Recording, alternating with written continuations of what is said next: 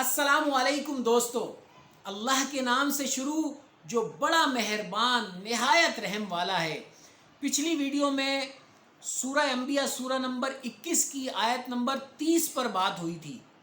اگلی آیت مبارکہ یعنی آیت نمبر 31 میں زمین کو کانپنے کے عمل سے بچانے کے لیے پہاڑوں کے کردار کو واضح طور پر بیان فرمایا ہے۔ ترجمہ کچھ یوں ہے، غور کیجئے گا۔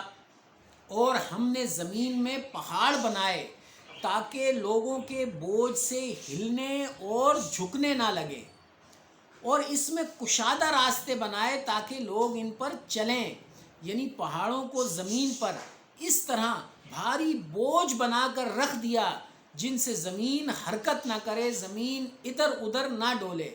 کہنے کا مقصد یہ کہ پہاڑ مضبوطی کے ساتھ جمے ہوئے ہیں۔ آیت نمبر 32 سنانے سے پہلے میں آپ کو بتاتا چلوں کہ آج سائنس یہ کہتی ہے جو آسمان ہماری زمین کے اوپر ہے، جسے ہم کہتے ہیں ایٹماسفیئر یعنی کرۂ ہوا، فضا، جس میں اوزون لیئر بھی شامل ہے، وہ ایک محفوظ چھت کی طرح ہے۔ اور سائنسدان یہ کہتے ہیں کہ خطرناک ریز، شعاعیں like ultraviolet rays, X rays, یہ چھت، یہ ایٹماسفیئر ان خطرناک ریز کو زمین پر آنے سے روکتا ہے، ورنہ زمین پہ جاندار چیز مر جائے گی، مٹ جائے گی۔ قرآن کریم نے اسی بات کا ذکر مختصر اور جامع کچھ یوں بیان فرمایا ہے، توجہ رکھیے گا۔ وَجَعَلْنَا السَّمَاءَ سَقْفًا مَحْفُوظًا، اور آسمان کو محفوظ چھت بنایا۔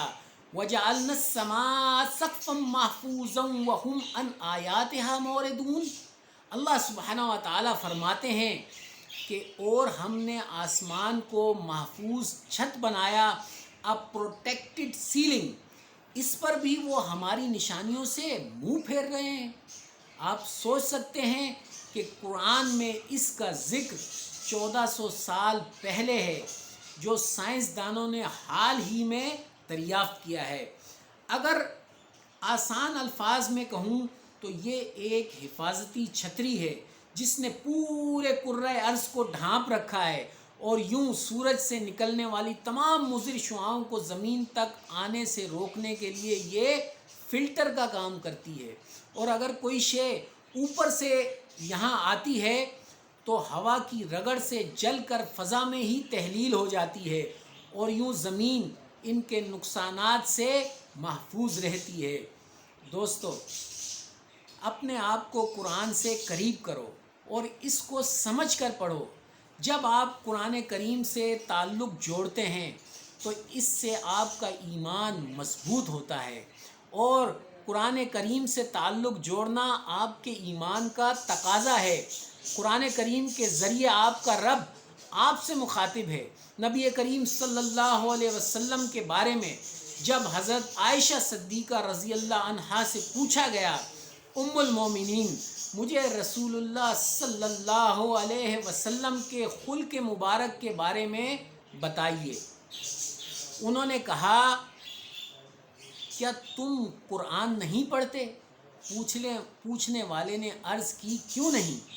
آپ نے جواب دیا، اللہ کے نبی صلی اللہ علیہ وسلم کا اخلاق قرآن ہی تھا، یعنی آپ کی سیرت و کردار قرآن کا عملی نمونہ تھی۔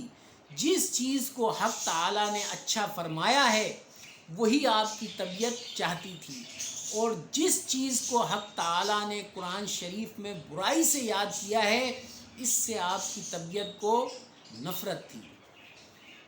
اللہ حافظ۔